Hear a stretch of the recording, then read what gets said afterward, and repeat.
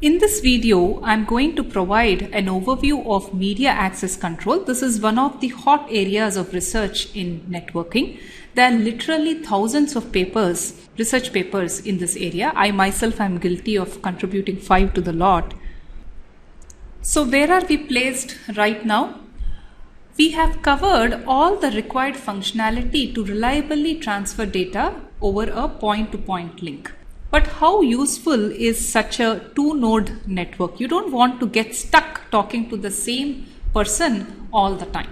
So we want to make at least a few tens of nodes talk. Our final goal is to make millions of nodes talk, that is the internet, but we will get there incrementally. But first, let's look at how to make a few tens of nodes talk. So to a person with the hammer, everything looks like a nail. So we figured out how to make two nodes talk, basically how to transfer data over a point-to-point link. So here, if we want to interconnect these bunch of nodes, just establish point-to-point links between each and every one of them. This is going to be a network administrator's nightmare. First of all, it is costly, so many links. Not only that, debugging such a network is a major pain. So we want to interconnect these nodes more efficiently. How should we do that? But before we get to that and the related problems, let me see how much you remember. So here is an outline of this video. We will first look at how to interconnect the nodes. This falls under network topology. So when many nodes share a link, one has to mediate access among the nodes. In other words, who transmits when. So in this video, we will categorize and discuss some popular media access control protocols. So this is just an overview. The actual details of the protocol I will cover when I cover the specific technology related. So here are 3 ways in which you can interconnect the nodes. The first is a bus topology where all the nodes share the bus. So for example, if this node were to send a packet, it goes over this wire and everyone is going to get a copy of it and it gets terminated here. So this topology was used in Ethernet. This is one of the earlier versions of Ethernet. Another topology is a star topology where the nodes are interconnected through a central node. So if this node wants to talk with another node, it goes through this central node. So when you use Ethernet hubs, this is how you are interconnecting your computers. So another topology is a ring where the nodes are connected in this fashion. So a packet basically goes around the ring and comes back. One important point to note here is that this shared wire or medium is broadcast. What I mean by that is when one node sends a packet, every other node that is sharing the media is going to receive this packet. That's why it is a broadcast. So this is a good place to talk about the types of transmissions. There are basically 3 types of transmissions. In unicast transmission, the packet is intended for one node only. In broadcast transmission, the packet is intended for everyone, and in multicast transmission, the packet is intended for a subset of the nodes. Note that the medium as such is broadcast, but you specify as part of the packet who it is intended for. So in terms of human analogy, for example, in a room full of people, I may say, Chotu, don't do that. Now everyone can hear this words because it is broadcast medium, but the words as such are directed to this specific person, Chotu. That is an example of unicast transmission. If I said everyone do this, that is an example of a broadcast. When many nodes share a medium, one has to address a very important problem of media access control. So if there is no media access control, if 2 or more simultaneously transmit, the packets are going to collide, leading to interference, in which case no one gets the particular packet. So the media access control is a protocol that determines how nodes share the channel, basically when a node can transmit.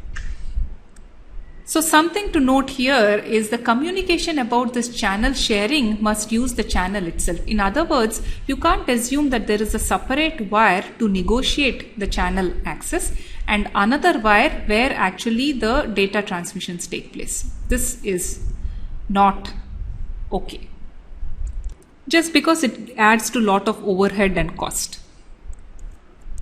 So before we solve any problem, we have to be very clear on what we intend to achieve. Like people dream about an ideal spouse, let us list out the characteristics of the ideal MAC. So if the broadcast channel has a rate R bits per second and if there are users ranging from 1 to n, what rate should they get? So if there is only one user using the channel, what rate should he get? That's right, you want him to utilize the entire bandwidth of the channel and thereby he should get R bits per second. Now suppose there are n users using the channel, what rate should each of them get? So it's fair that when there are m nodes wanting to transmit, each should get a rate R over m, right? Not only this, these are also useful to have. You want your media access control to be simple and easy to implement, and you also want it to be fault tolerant. In other words, if nodes fail, it shouldn't be that others cannot communicate. So to motivate media access control, let me again go with a human analogy. Suppose there is a speed dating party and there are many couples who want to talk with each other. This is not a great assumption, but let's still make it because it makes comparison with networks more straightforward. Let's assume that everyone talks loudly so everyone can hear everyone else in the room. That is what this translates to is if two speakers talk at the same time, none can understand what was talked. Now the question is, how would you facilitate meaningful conversations without any interference? So think of ways in which you can achieve this. You should come up with at least 2 techniques. It's not very difficult. So many of the media access control protocols can be categorized into 3 broad groups. This is the first such group, which is called channel partitioning protocols. In these protocols, what you do is you divide the resource into smaller pieces and allocate a piece to a node for exclusive use. So going with the human analogy, you allocate couples different time slots. For example, couple 1 can talk from 0 to 1 minute and couple 2 can talk from 1 to 2 minutes, so on and so forth. So the name given to this type of access is called time division multiplexing. Basically, the time is divided into time frames. As you can see here, I have divided the time into time frames and these time frames keep on repeating. A time frame itself is divided into time slots. So in this case, I have 6 time slots. Notice that I'm using the word sender. In other words, a sender is allocated a time slot, whereas in the human analogy, I said couple, which is basically a sender-receiver pair that is allocated a time slot. In networking, typically it is the sender who is allocated the resource. So this scheme prevents collision absolutely because there is no overlap across the senders, and it is also fair because each sender is being allocated a time slot in a fair fashion. But what could be the potential disadvantage with this particular scheme?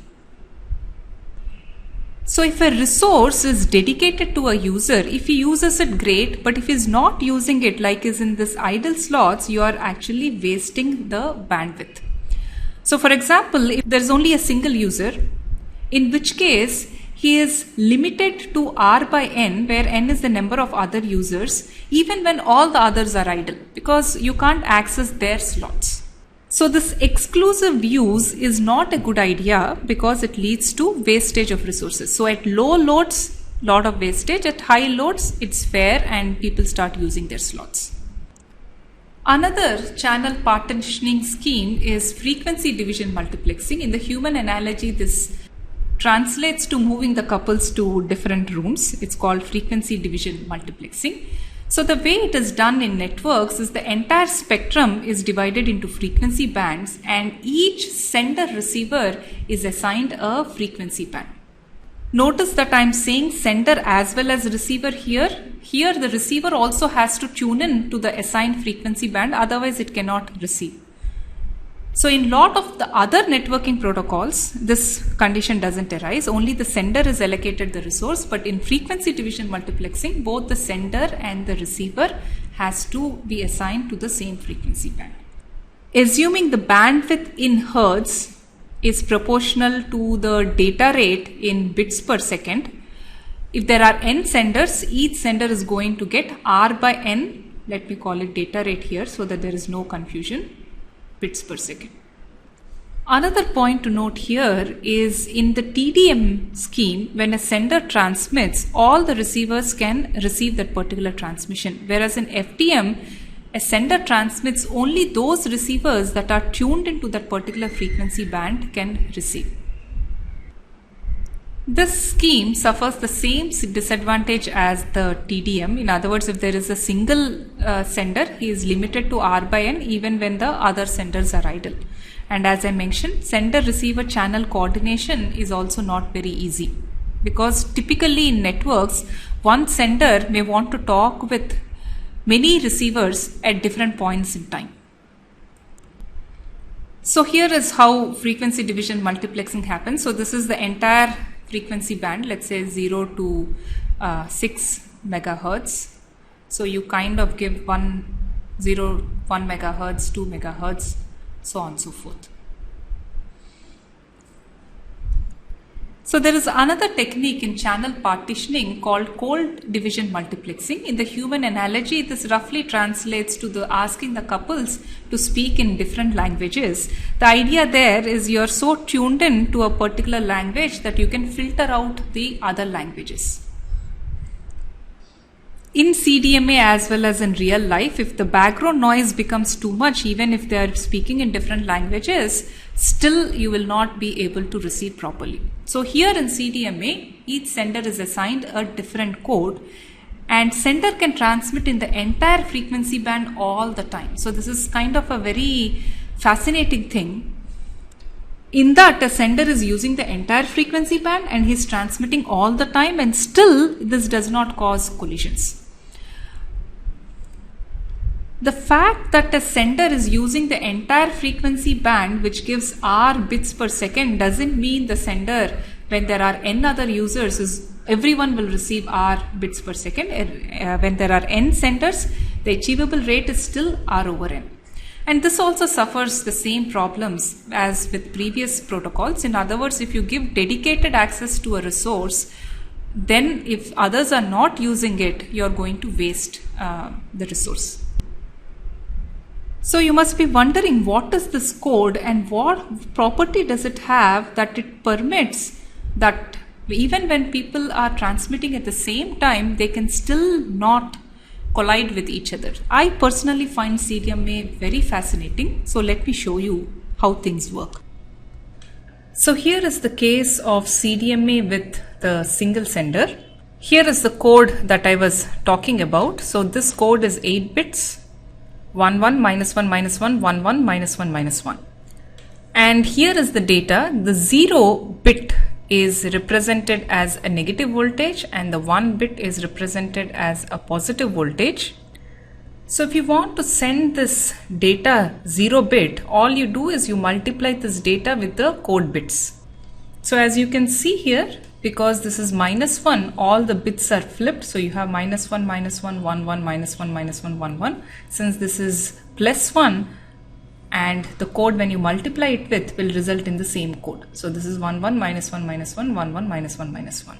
So this is what is going to be received by the receiver, and this is the receiver code sequence, which is the same as the sender code sequence. This helps you to recover the data bits. So what you do is you're just going to multiply the received signal with the receiver code sequence. So what you're going to do here is basically minus 1.1 plus, this is again minus 1.1 plus 1 dot minus 1, so on.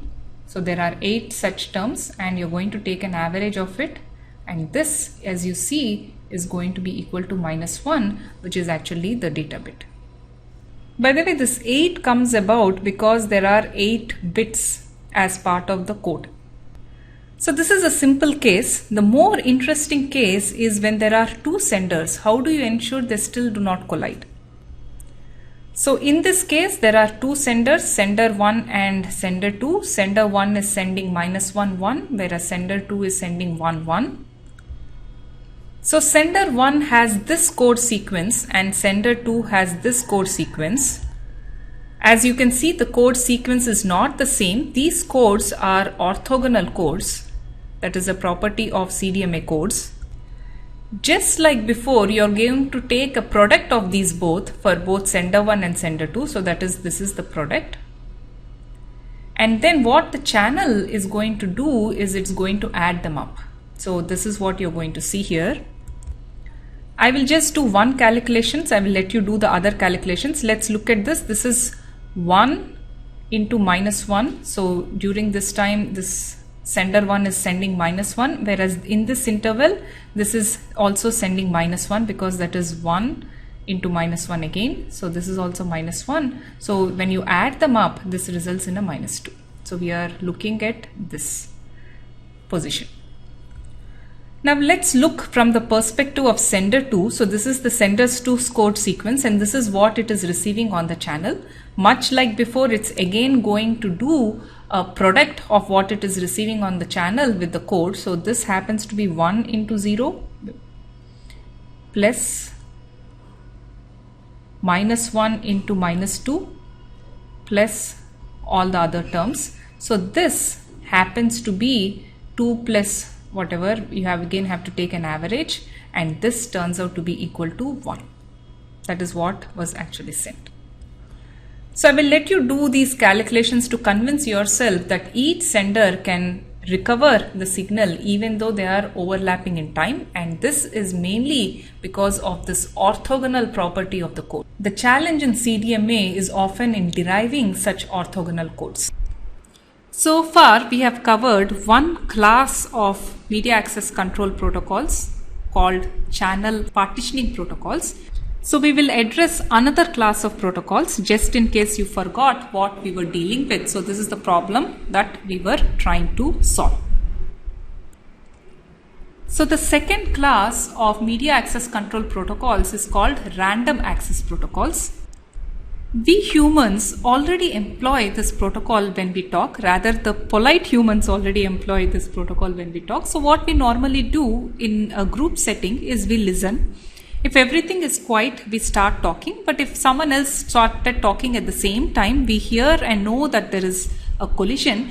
Each of us randomly backs off and one of us starts talking again, and typically the other person stays quiet to give an opportunity for the other person to talk. So in this case, there is no a priori coordination among nodes. So whenever a sender transmits a packet, he utilizes the full bandwidth of the channel. In other words, he sends at r bits per second. Of course, there is a possibility if the two or more transmit at the same time, this can lead to collision. This is not providing guarantees against collisions. Collisions are bound to happen. What this protocol specifies is how to detect such collisions and how to recover from such. So what do you think is the disadvantage with this particular scheme? So naturally, when there are too many nodes as part of your system, each wanting to transmit, this leads to high load, thereby leading to too many collisions and thereby wastage of resources. So in this protocol, at low loads, you make good use of the resource, but at high loads, it leads to too many collisions and wastage of resources.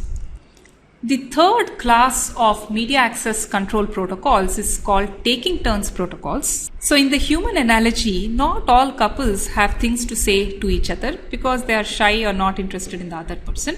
So in this case, you take a quick poll to see who wants to talk and just give time slots to only those couples.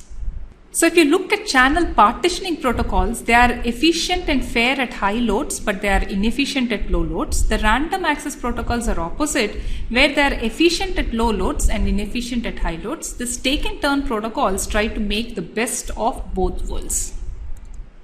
There are two approaches here. You can do this taking turns in a centralized fashion or a distributed fashion. So in centralized polling, a central coordinator polls the nodes in a round robin fashion. So here is 0 is the central coordinator, 1, 2 to n are the other nodes. So he'll ask 1, do you have any frames to send? If so, transmit them. 1 doesn't have, so he asks 2, 2 has, so 2 sends. He asks 3, 3 doesn't have, he asks 4, 4 doesn't have, he keeps going to ask.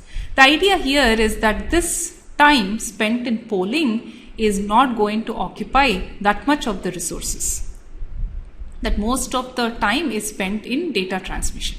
So the advantage here is it's really not that wasteful of the resources, and the disadvantage, what is it?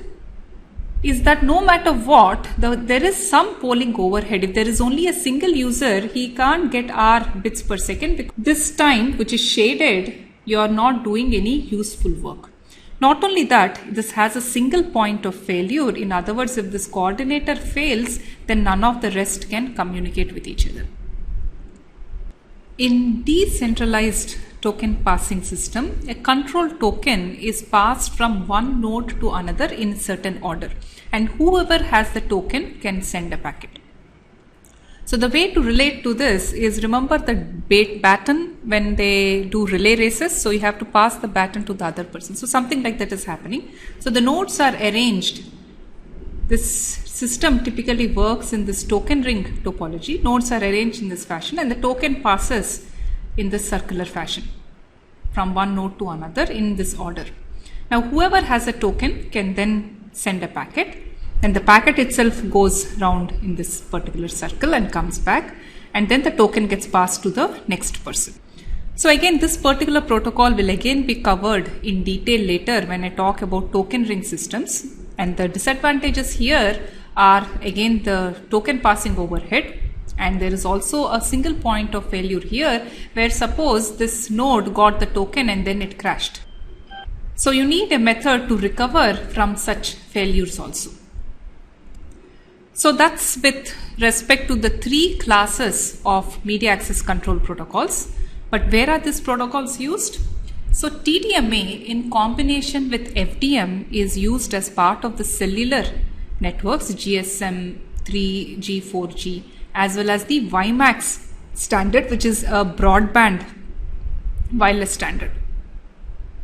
So what is this TDMA in combination with FDM? Basically what they do is they divide up the channel into two chunks, that is the FDM portion of it. One chunk they use TDMA within this band, and this is used for downward traffic, in other words traffic that comes from the base station to the mobile users, and they again use TDMA in the other chunk where the traffic goes from the mobile to the base station. So FDM is to split up the band for downward traffic as well as upward traffic, and within a band they use TDMA. CDMA is also widely used in cellular networks, so IS-95, CDMA 2000 as well as third generation, fourth generation cellular networks. Random access protocols are used as part of Ethernet and Wi-Fi, and this polling taking turns is used as part of Bluetooth, and token passing decentralized is used as part of the token ring systems. So here is a summary of what we have seen. When many nodes share a link, you need media access control to prevent interference and collisions. We saw three broad classes of protocols: channel partitioning protocols, which divide resource into smaller pieces and give exclusive use; random access protocols that allow full access to the resource but provide means to recover from collisions resulting from that; and taking turns protocols, where nodes take turns but nodes with more need get longer turns. Next, we will explore some popular technologies along with their corresponding MAC.